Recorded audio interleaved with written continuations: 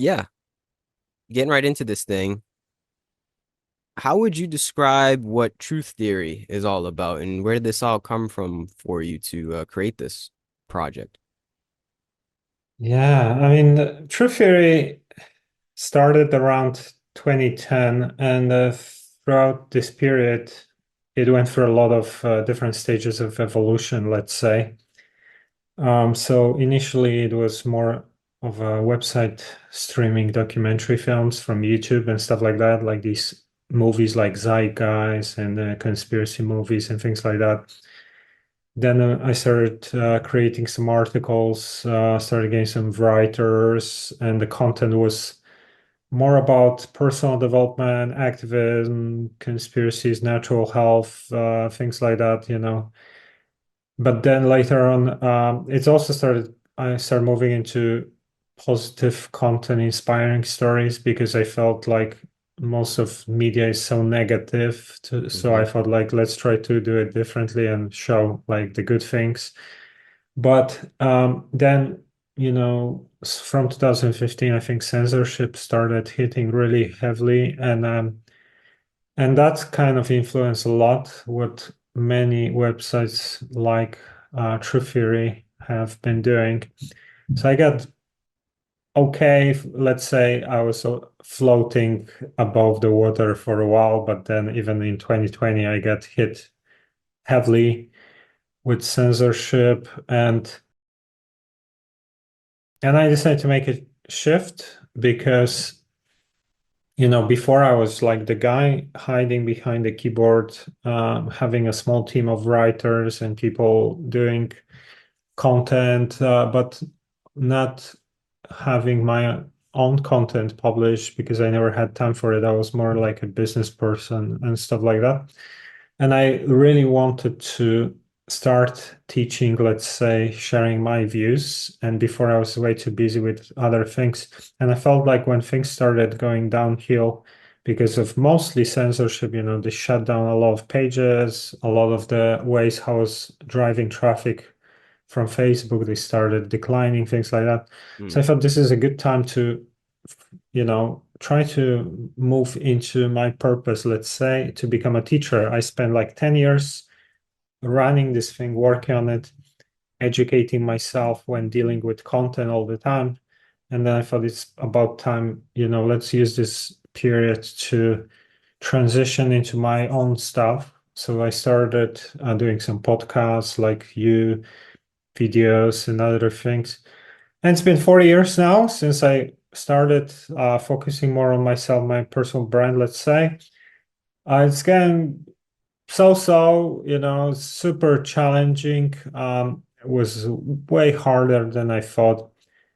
And yeah, kind of keep trying to see how I can combine what I like doing, which is educating people on topics related to, how the system works, spirituality, esoteric science, things like that, and also try to make a living out of that, doing, this type of work. Yeah, that's a challenge to make a living off of the truth per se. It's not exactly the easiest sellable thing, and it might be because of what you mentioned before of the blatant censorship that we live under. And you say it was around 2015, that's when the internet altogether started to change and you started to notice a difference? Yeah, I think it was like just before the elections, 2016 was like Trump Oh, I see. and Hillary battle, which, a lot of things were the whole fake news thing started popping Yeah. up because their puppet didn't win or something, so they had to blame it on something, I feel like sometimes. But before, because if you look at all the independent alternative websites, um, there were, 2010, that was the beginning of like even Facebook pages. I remember we were posting images with text and they were getting better views than links. And that was like memes. Yep. Now it's obvious, but at that time, like 14 years ago, these were new things.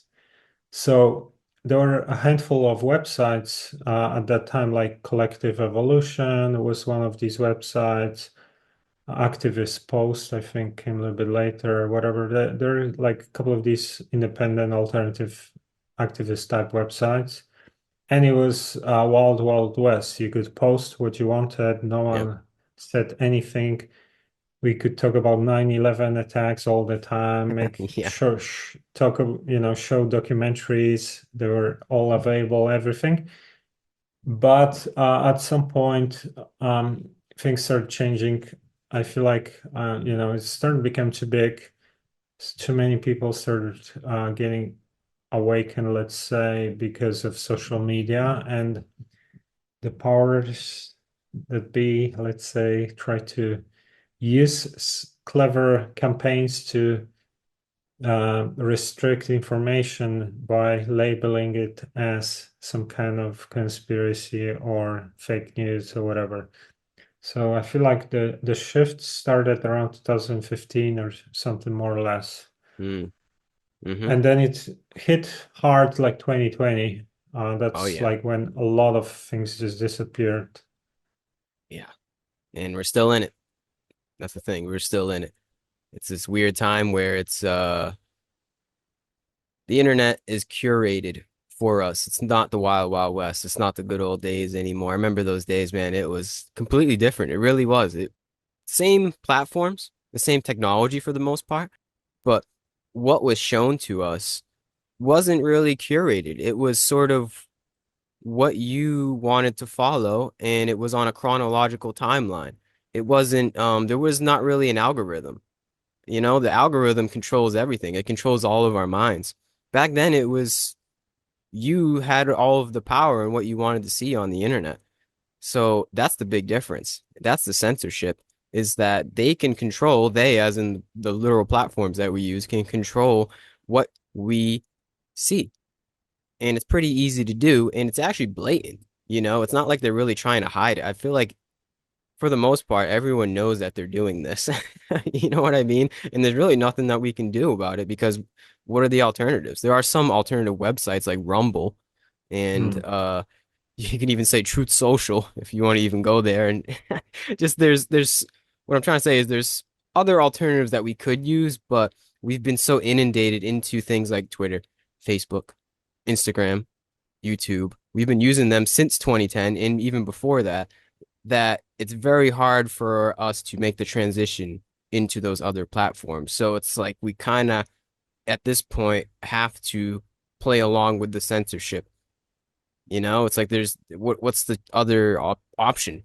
If you really want to get your word out, if you really want to have a Yeah. voice that other people will hopefully hear, is there any other option other than sitting on the street corner with a megaphone? You know what I mean? Yeah, I feel like you know, maybe now it's not as bad as it was a couple of years ago with censorship. I feel like Yeah, they've toned it's down because people really got they really got aware of it. At first it was like what are they doing? And then we figured it out and now they're like they're still doing it, but it's not so blatant. But I still feel like it's going on, you know?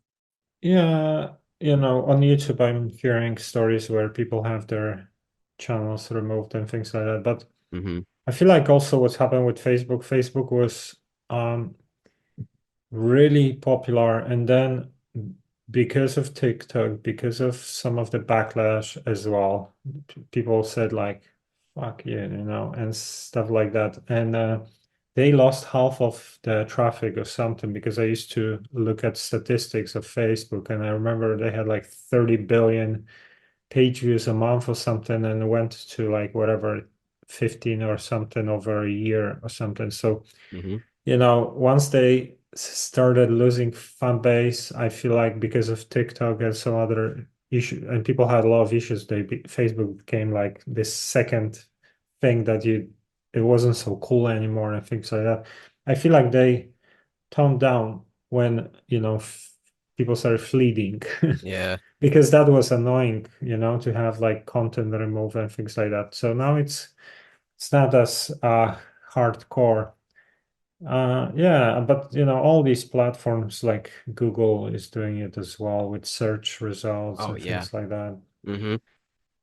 Yeah. Yeah. One of the biggest things I've noticed with Google and how it became different from, say, 2010 to now is when you search, especially hot topics, all of the top results will be from the media sites, right? Like, when do you ever get a result, say, from truththeory.com as your first result? Not like that anymore. If you search any hot topic, it's going to be from ABC, MSN, CNN, MSNBC, all of those things that are trying to curate a story and a narrative for you. And whoever goes to the second page, right, to see the other results. It's Mm. pretty rare to do Yeah. that. That's why I would recommend use Brave Search or DuckDuckGo. But even those, I feel as though are curated in some kind of way. So it's tough, man. It's tough because it's just so prevalent in all of the platforms that we use. But do think it still is possible to navigate through the curation and navigate through the censorship of the world that we live in today. It's also so blatant, it's easy to see how fake it is. Sometimes it's so in your face. It's like, come on, man, you're really trying to pull that one. It's like, come on. But some people still fall for it. Yeah, no, there are, I think, vast majority or a lot of people, they're gonna go to Wikipedia and this is Mm, where they do their research. And hmm. if Wikipedia says this or that, they're not gonna look into anything else. For you and me, people who are really looking to information for many years, let's say, and understand how this stuff works, this is pretty obvious, but when we get out of our bubble into the matrix and see how an average person thinks, even though there are a lot of people who are awakening, let's say, I still see that probably majority is kind of asleep, let's say more or less. Like I, I hear people like, oh, if this would be true, then scientists would already know that because they're doing all their research and some alternative healing or whatever, or Yeah. something of this type. And from my perspective, someone who looked into both sides of the story, I see that this doesn't work like that. It's very often they're not going to look into something, or they don't have the system, or they have some other reasons why they're not going to say that this works or whatever. Yeah, man. So yeah, the more I spend a lot of time on looking into like the nature of reality, let's say, and I realize that most of the things in this reality in society are illusions, Yep. to some extent at least. Hmm. Yeah. And I think that's the big difference between someone who is awake and not awake, per se, is being able to think for yourself or not and discern for yourself or not. If you're not awake, most NPCs, we could say, let others think for them. They let either the religion think for them or the scientists or their parents or their friends, and they go off of that.